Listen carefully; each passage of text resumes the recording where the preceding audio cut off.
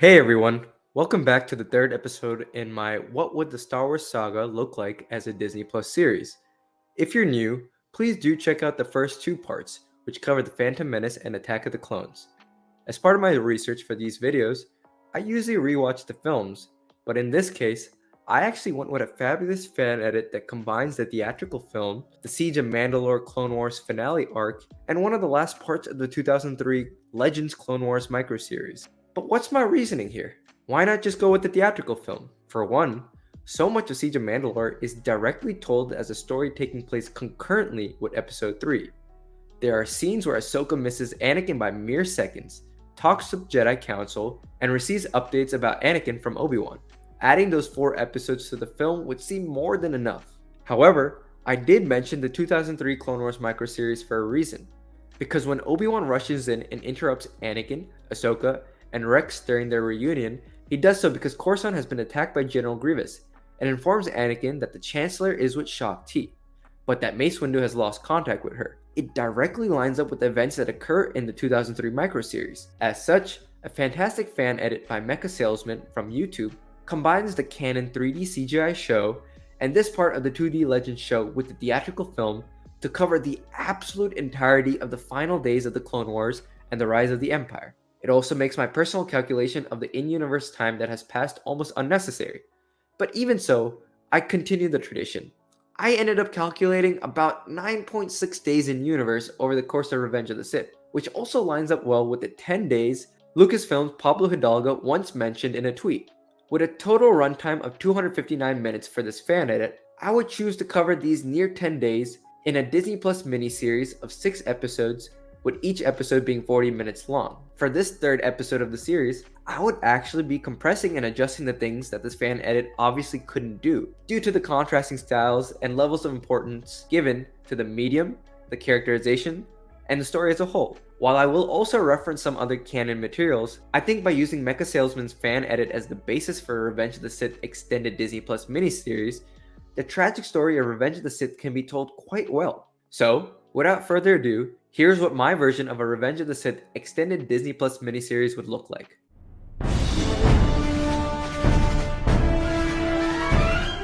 The first 40 minutes of this fan edit line up perfectly with the 40 allocated to the first episode in this miniseries. For the most part, this all works pretty well, but I would make some changes here. Assuming this would all be shot in live action and use the John Williams score, a strong way to start the series would be to have the Jedi and clone battle montage be expanded to include the Sith Lords, beginning with Palpatine contacting Dooku, who gives his orders to Grievous, ending with a shadowy figure of red and horns emerging down a ramp as he descends back onto Mandalore, his metallic torso clacking and clinking and scraping on the ground as he mutters under his breath with his eyes closed before opening them. Enter Darth Maul. I would do this so that the current players at the end of the Clone Wars Outer Rim Sieges and the biggest players in the battle between the light and dark are all accounted for. This is the end of the war, and the war that we did not see. But we should understand the gravity of the war by showcasing how many people are coming back out of nowhere and how many people are involved at this point in time. This should also be a way for fans who haven't seen the Clone Wars to be shocked by the return of Maul, as it would allow his manic and crazed characterization in the Siege of Mandalore arc become even creepier and shocking. This would be supplemented by Maul providing the first dark visions of the film when he closes his eyes, where he would see glimpses of his affairs with the criminal underworld, the Mandalorians and those he killed, Savage saving him, and then his death at the hands of his old master Darth Sidious, and the foreboding sense that his former master is finally about to complete his dark quest that he told him about years ago. With this established, everything from the victory on the bridge would play the same, before bringing the two brothers in arms, Obi-Wan and Anakin, back up to the ship where they would make contact with Ahsoka, revealed as Anakin's former Padawan. If the shock alone of Maul being back wasn't enough, having suddenly given Anakin a Padawan, a former one at that, would dramatically make people interested in what these two bring and change the main story of the heroes and villains from the theatrical release. Everything else plays out exactly as I would want to in the fan edit, though I would tone down the bombastic and over-the-top energy of the Tartakovsky 2D Clone Wars to make Grievous, who was also new to audiences in 2005, even more scary and near overwhelming, a boogeyman of sorts. As we cut back and forth to the reunion of Obi-Wan and Anakin with his former Padawan, where we hear and learn more about the Mandalorians that have accompanied her, such as Bo-Katan, as well as getting a reference to the dead ruler Satine and her connection with Obi-Wan. We also would see the distraction Grievous has laid out with the battle plan that Dooku has passed along to him during the opening montage play out in its entirety, with Palpatine successfully kidnapped, Masters Roran and Fowl dead, and Shaak Ti roped up, and with the puppeteer Palpatine still playing it all like he wasn't the one who orchestrated this whole thing. With Obi-Wan and Anakin having already heard of the attack and splitting the 501st for Ahsoka and Bo-Katan's Mandalorians to lead a strike, the episode would end this all too brief reunion filled with references to an entirety of a war as their ships fly towards opposite ends of the galaxy.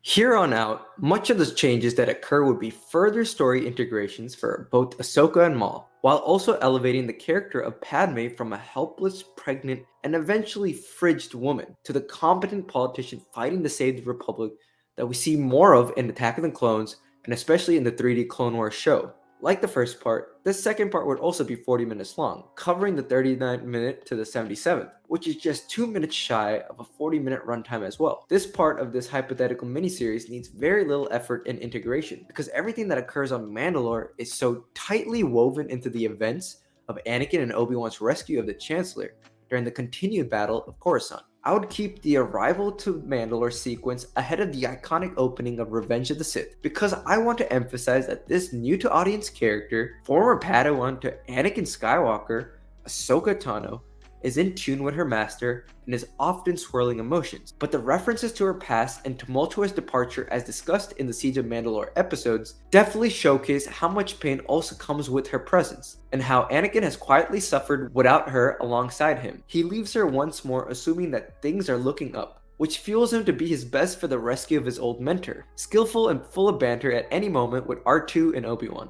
On the other hand, Ahsoka leaves with the knowledge that Anakin is actually barely keeping it together, but she has to live up to the ideals of a true Jedi and help those that need her help, even if her master certainly needs her help as well. With Ahsoka, however, we do also get to see a lot more of the clone trooper banter and development from the war that is missing in almost its entirety in episode 3, especially as seen with her relationship with Captain Rex and how they fight and race their way down to the planet's surface to engage with the Mandalorians under Darth Maul's control. This sequence also lets us showcase Bo-Katan and her Mandalorian super commandos, who perform crazy aerial fight sequences of their own that match the Jedi against other Mandalorians, and make audiences want to see more and more of Ahsoka and her mission. Everything from crash landing on the Invisible Hand, fighting and chasing Maul in the sewers of Mandalore, the Dooku vs. Obi-Wan and Anakin duel, and the safe crash landing back on Coruscant are all placed perfectly in order in this fan edit. Seriously, there is nothing that I would change. The episode would end with Anakin's reunion with Padme, where she would reveal her pregnancy. This episode would end with Anakin truly slipping from the precarious ledge he's been on the entire war, with no real end in sight for the rest of the series.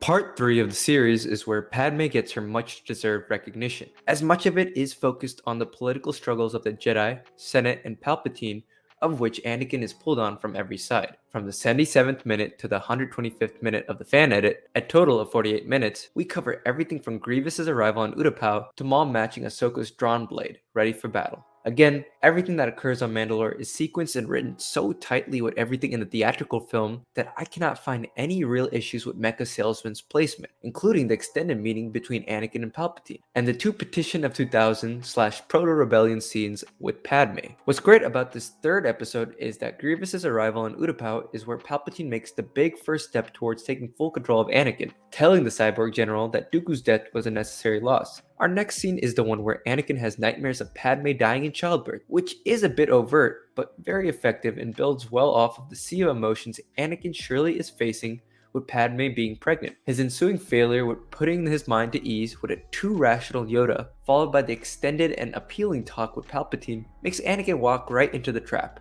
Padme's first scene with Bail Organa and Mon Mothma would follow right after Palpatine's manipulative talk to showcase the separation Padme is naturally inclined to take as a politician. Immediately after, we see Anakin not be granted the rank of the Master on the Council, further compounding his previous issues with the Council from the war. I would add in a bit of a Dark Disciple reference here, with Anakin finding out his mission and referencing the hypocrisy of sending Master Voss to kill Dooku that has become more evident of the thinking of the Council of late, which also brings about a surge of anger about Ahsoka and her condition from Anakin. Now a man pulled by Palpatine and the Jedi, the talk with Padme in the next scene would sit even worse, as now the politics of the war that would make him even more of a pawn come from his own lover. After the decision of sending Yoda to Kashyyyk and Obi-Wan to Utapau, Obi-Wan would be in council with Ahsoka as seen in the Siege of Mandalore, updating her about Anakin and his killing of Dooku as well, before Ahsoka and her group are drawn back into the battle. The next scene would be of the second meeting of the Petition of 2000, which Padme would again be involved in, and where she would also mention a Jedi she could trust with sharing this news with, to ally the Order to their diplomatic cause. I would actually have a quick news scene after this meeting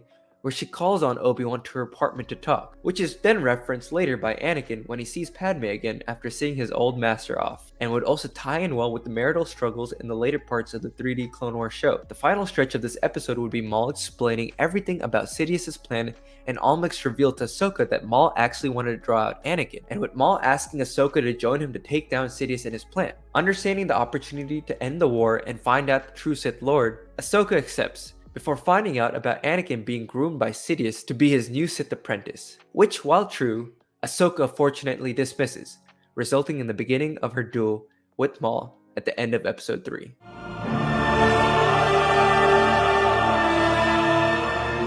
Part 4 of the series covers the 125th to 172nd minute of the fan edit, which is a total of 47 minutes, and covers everything from the Maul and Ahsoka duel/capture all the way to the execution of Order 66 across the galaxy. Again, there's very little that I can critique or change from that is already shown in this fan edit. This episode, while filled with some amazing lightsaber action, is also entirely focused on everyone making the wrong choices, except for Palpatine and Yoda. Maul's mistake is that he speaks the truth to Ahsoka, and despite her worries for Anakin, Ahsoka makes the mistake to dismiss Maul outright. Mace Windu chooses to ignore Anakin's warnings after Palpatine reveals himself to be a Sith Lord, and also refuses to share valuable information to Ahsoka, which results in the death of his fellow Jedi meant to arrest Palpatine, and leaves Anakin further vulnerable. Anakin is tormented by Sith Lord Palpatine's parting words twisted into his fear for Padme's life. So he then chops off Mace Windu's arm, a man who's a very symbol of the Order's distrust for him, and submits himself for a life of darkness to save his wife. The addition of another Padme politician scene minutes before with Anakin and Palpatine as an audience further helps Palpatine draw Anakin more to his side despite his reveal. In the case of Obi-Wan, he actually makes no mistake and simply fulfills his mission and eliminates Grievous,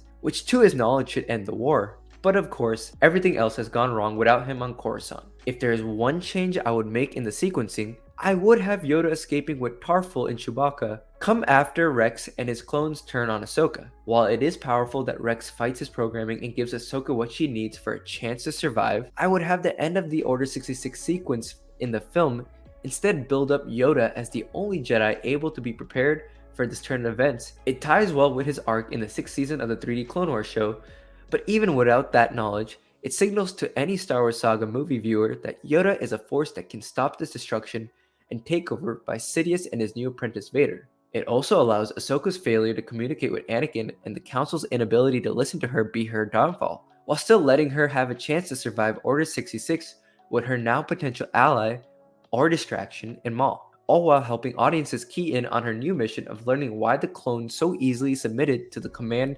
galaxy-wide to kill the Jedi they had fought alongside with for years. The episode would close with the clones ordered by Rex to execute Maul, who has concurrently sensed Anakin's decision in Order 66 at the same time as Ahsoka, just as he opens his eyes to his dark nightmares turned reality. While the actual runtime in the fan edit is a bit longer than the allotted 40, stripping away some of the Mandalore aftermath and tying Maul's and Ahsoka's Order 66 sequence more directly with the film's montage could easily make the time be much closer to the intended length.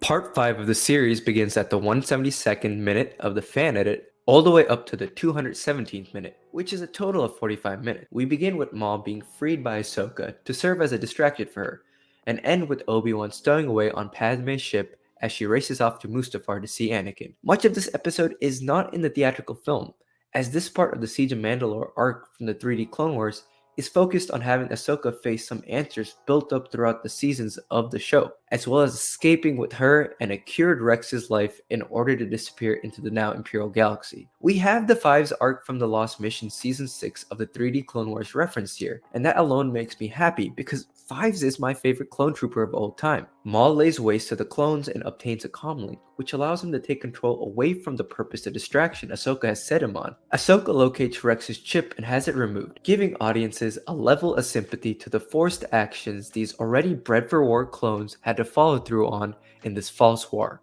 as well as a doubling down of just how wonderfully genuine and caring Ahsoka is. The few live action scenes spliced into the parts of the Siege of Mandalore episode has Obi-Wan regroup with Yoda and Bail Organa as they make their way to Coruscant to discover all that has gone on in their absence, and has Anakin leave for Mustafar to kill the gathered separatists. Cutting back to the Siege of Mandalore arc, Ahsoka fails to keep Maul from slipping away in order to save Rex's life once more, and the two make their harrowing escape as they eject from the crashing Venator. From here, their part of the story is complete. The Clone Wars that had been hidden from audiences so long, gone along with its heroes and villains for another day, another time. The miniseries episode finishes with the theatrical film's footage of Obi-Wan and Yoda finding out about Anakin's downfall. After this discovery, Obi-Wan meets with Padme once more, reveals that he knows about Anakin and her's baby, and sneaks aboard her ship, setting up an insane finale. Again, I just want to reiterate that there's really nothing I can say or change, sequencing or otherwise. By this point in the story, any extra twists and turns are extra garnish to the heavy and tragic meal for anyone connected to Anakin, so it's best to stick with what's been officially detailed and intertwined so powerfully.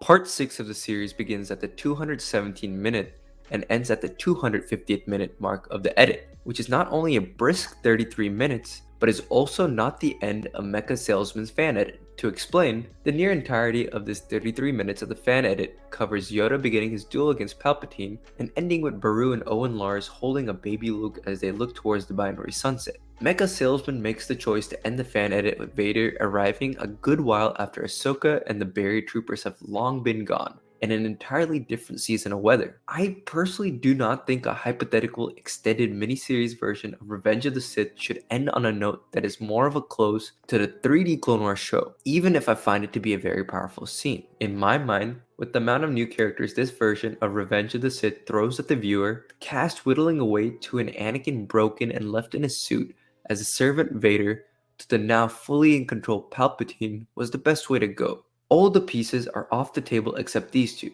The Sith went out, but there is a new hope on the horizon, and that's what makes that final shot in Revenge of the Sith the only truly hopeful and good one out there, including the scenes of Yoda arriving on Dagobah, an extended Qui-Gon voiceover, and Ahsoka marking the tomb of the Doom Troopers under her and Rex's charge are all good additions to the multifaceted ending. For Ahsoka especially, I know that the Tales of the Jedi episode that recently came out also has her at Padme's funeral, with Bail and Mon Mothma also in the crowd, but I do not think that services an end to the victory of the Sith. Their thirst for revenge now only just satisfied. Ahsoka being out there is one thing, but an Ahsoka already working undercuts part of what makes Luke and Leia so special.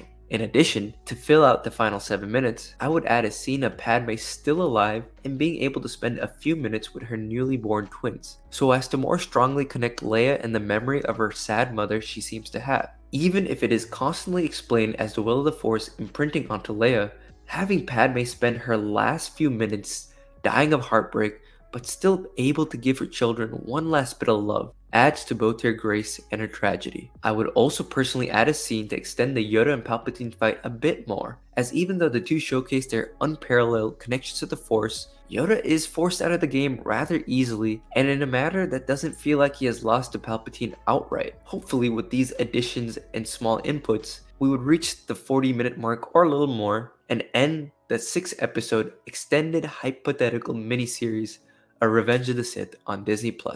Thank you guys for watching this What Would Revenge of the Sith Look Like as a Disney Plus series video. It is a bit of a long one, but I hope you guys enjoyed it, especially since I do include parts of Siege of Mandalore and the 2003 2D Clone Wars that have been put into many fan edits, but most especially the Mecha Salesman edit that I based this video off of. I honestly recommend you guys all to go check it out and watch for yourself. It might not be perfect, but it's the closest thing to having the true tragedy of Anakin fully fleshed out, as well as the setup for the original trilogy and all the other things like Star Wars Rebels and even some stuff in The Mandalorian. If you haven't already, make sure to subscribe to our channel. That really does help us out. Make sure to click like on this video and on the pinned comment as well. That really does push us into the algorithm for Star Wars fans like yourself. If you're an audio podcast fan, don't worry. You can find us on Apple, Spotify, and Anchor, as well as many other podcast platforms out there. And if you haven't already, make sure to follow us on our socials. You can find us on Facebook, Instagram, Twitter, TikTok, and sometimes even on Reddit. Thank you guys so much for watching. We'll see you guys again on Wednesday for our episode 3 review of The Bad Batch Season 2. See you then.